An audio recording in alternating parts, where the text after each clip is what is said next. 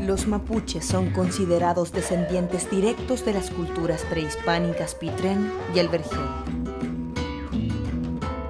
Se desarrollaron en Chile y Argentina, entre el río Biobío y el seno de Reloncaví. Sin embargo, a la llegada de los españoles, su lengua, el mapudungún, estaba difundida desde el río Choapa hasta Chiloé. Vivían en enormes extensiones de tierra, criando ganado y comercializándolo, especialmente con Argentina. También comercializaban textiles y platería.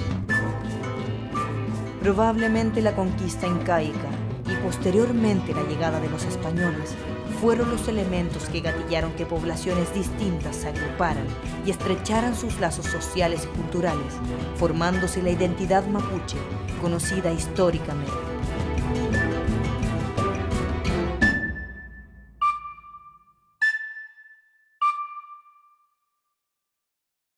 Mi nombre es Juan Antonio Painecura Antinao, tengo 62 años, soy casado 2 veces, tengo 4 hijos. Estoy avecinado aquí en la comuna de Padre Las Casas, en la comunidad de Colpanao. Me dedico por años, décadas diría yo, varias décadas, a todo lo que es el trabajo de rescate cultural del conocimiento del arte de la platería, mapuche, antigua. El ser rechafe primero es un reconocimiento que otros te hacen a ti. O sea, uno no se puede autoproclamar rechafe, ¿ya? Rechafe es una palabra compuesta, richa, fe. Richa es un objeto metálico y fe es la acción de pulir el metal. Pero además, este concepto mapuche tiene que ver también no tan solo con el pulimiento de metal, sino con el pulimiento de persona, de mejoramiento, de perfeccionamiento que el objeto tiene desde el punto de vista de la interpretación de quién manda a construir y quién capta para desarrollar la construcción. Y es una actividad que está en el contexto de las estructuras sociales antiguas y por lo tanto es hereditaria. Y cuando se habla de hereditaria no lo hago desde el punto de vista de la visión occidental, que hereditaria es para los hijos, ¿ya? Hereditaria bien puede ser para los nietos y puede ser para los bisnietos o puede ser para los tataranietos, pero en la línea del hijo o en la línea de los sobrinos, todo por la línea paterna. Bueno, desde el punto de vista de mi copán, de mi árbol genealógico, yo tengo, por la línea de mi madre y de la línea de mi padre, tengo 2 ancestros richafe. Mis primeros trabajos son enmartillados y sobre moneda antigua. Tenía un pedazo de riel, un alicate y un martillo bajador de distintos tipos y pip, pip, pip, pip, pip, y después cortaba con cincel, no con sierrilla. Fíjate, y se me cincel y después con lima empezaba a darle forma. Pero yo no he pasado nunca un curso. O sea, nunca en mi vida he pasado un curso que me diga, mira, esto se martilla así. No, mirando, haciendo y investigando, conversando y voy armando. Pero después fui introduciéndole paulatinamente herramientas y maquinaria. En la medida que necesitaba producir más para vender más y para alimentar de mejor manera a mi familia.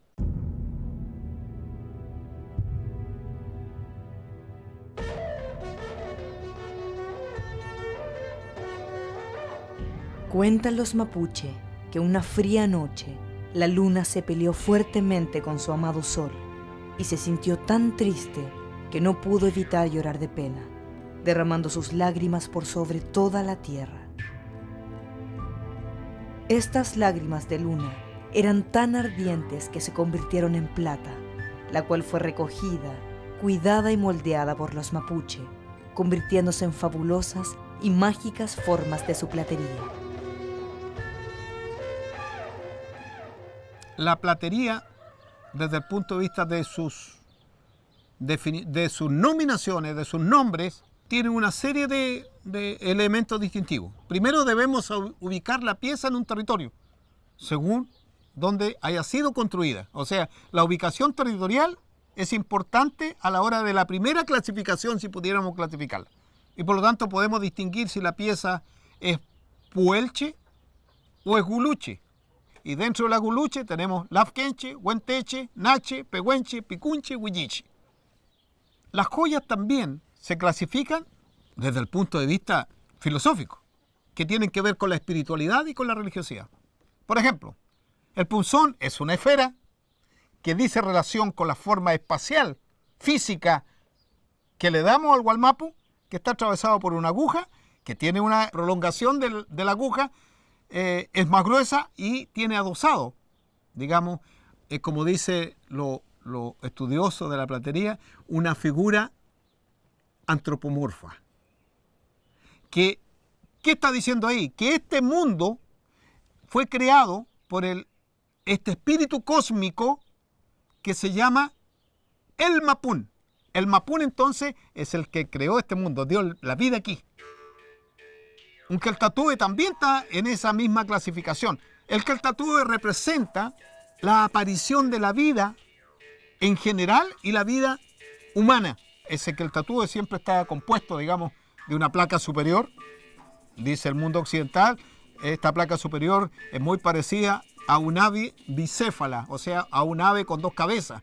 Pero eso tiene una significación, que decimos nosotros la dualidad que tienen los espíritus que generaron la vida y quienes administran, controlan el funcionamiento de la vida de la naturaleza y del ser humano mapuche.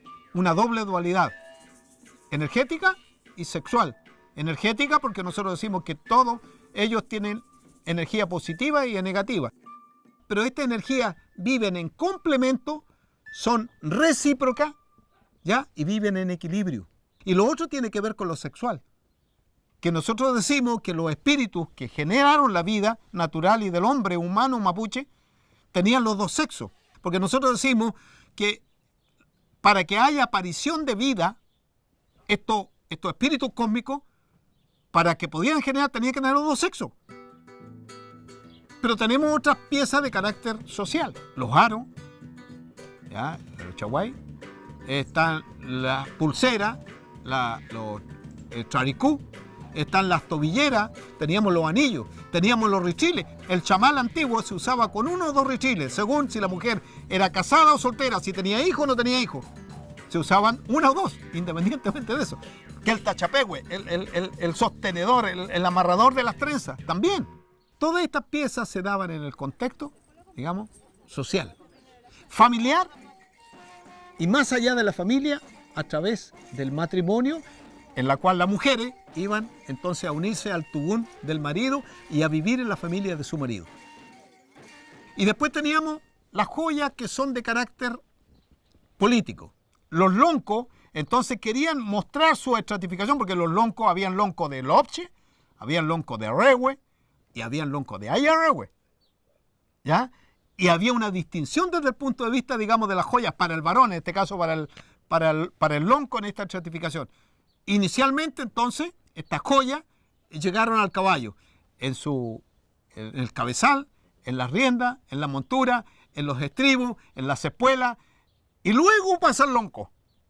El lonco empieza a usar entonces sombrero con tachones, cinturones con tachones de plata, fusta con mango de plata, escudilla de plata, mate, bombilla, todo de plata para el lonco. Entonces hacía la diferenciación. Todas estas piezas son de carácter político, porque su expresión, lo que querían representar, era entonces la estratificación de cada uno de ellos, ¿ya? Entonces, podríamos decir que la clasificación de las joyas mapuches son joyas que tienen una connotación, un basamento filosófico, espiritual, religioso, otras que tienen un carácter social y otras que tienen un carácter político, que están subdivididos en el caballo y en el lonco.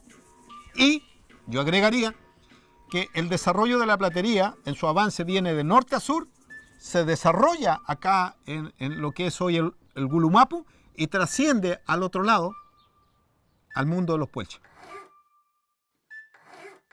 Para hacer richafe hay que ser mapuche y hay que pensar como mapuche y hay que hacer un esfuerzo enorme por descolonizarse de la sociedad occidental. Y nosotros estamos permeado a eso, aunque lo neguemos. Y por lo tanto, el primero es reconocerse como mapuche y poder reconocer un rol y función, que es el caso mío. Pero en las condiciones actuales, porque yo no puedo tratar de ser un ritrafe del siglo XIX o del siglo XVIII, para bien o para mal. Yo soy un ritrafe del siglo XXI.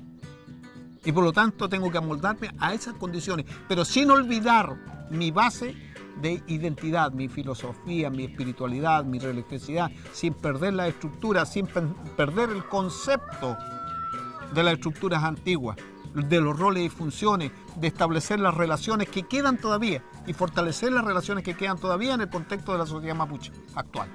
El desarrollo histórico nuestro no puede ser hasta el día de hoy. Nosotros tenemos obligatoriamente que tener una mirada prospectiva, estratégica a largo plazo. Yo estoy analizando el asunto de la platería. Entonces, en este contexto tenemos que ver o potencializar desde el punto de vista de la idea cómo podría ser la platería mapuche a finales del siglo XXI, principios del siglo XXII. ¿Cómo van a ser los ritrafes de esos tiempos? No aquellos de principios de los años 1600, ni del siglo XXI donde está Painecura, si estamos hablando de los ritrafes del siglo XXII o del XXIII. Y en esa proyección, nosotros lo que tenemos, esta generación, digamos, los de hoy, tenemos que dejar sistematizada, analizada, ordenada y escrita, audiovisual, cibernéticamente, estos conocimientos. Tenemos que hacerlo. Pero además de esto, tenemos que ser lo suficientemente flexibles de hacer combinaciones de diferentes materiales que están en un contexto global para la platería mapuche, para esa gente global. Pero debemos mantener para lo interno nuestro conocimiento, el uso y función de nuestra platería para las actividades sociales, espirituales que nosotros tenemos.